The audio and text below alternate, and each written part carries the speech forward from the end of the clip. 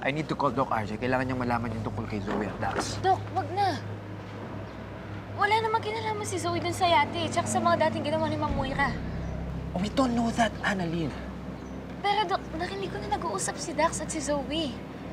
Sabi ni Dax, wala naman daw kinalaman si Zoe.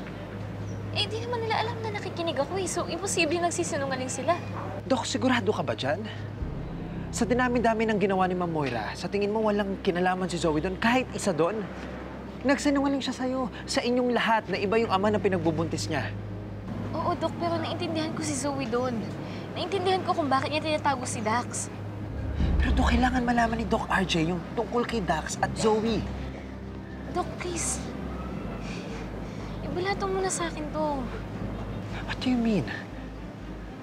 Huwag mo muna sabihin kay tatay kasi kakausapin ko na lang si Zoe. Iko-convince ko siya na lang mismo yung umamin ng totoo. But she kept this secret for a long time. Sa tingin mo mako-convince mo si Zoe na umamin? At least sinubukan ko. Tsaka Dok, kapag nalaman to nila Tita Giselle, kawawa naman si Zoe. Buntis siya, tas baka ipakulong siya. Kaya please. Okay.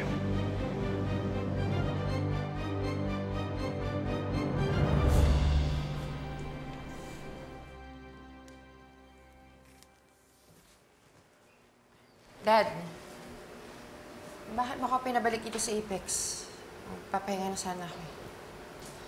Because I wanted to give you this.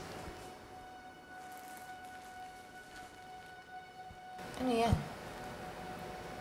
It's a pregnancy pillow.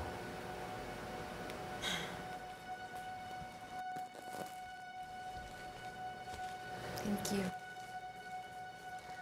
And this.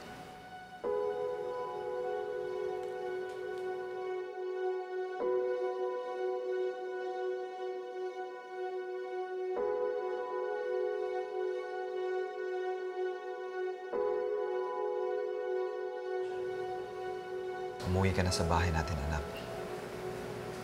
Aalagaan kita at sasamahan kita sa lahat ng pagdadaanan mo.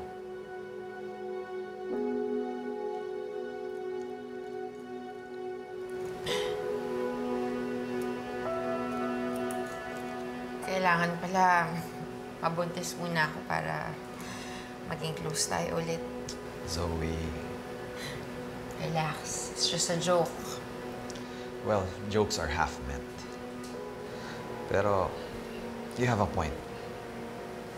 I know that we grew distant this past few years. Pero, babaguhin na natin lahat yan.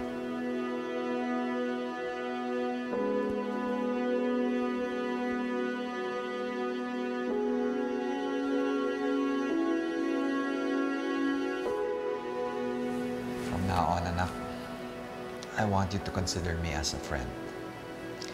Someone that you can trust and someone that you can talk to pag something's bothering you. Pwede ba yun?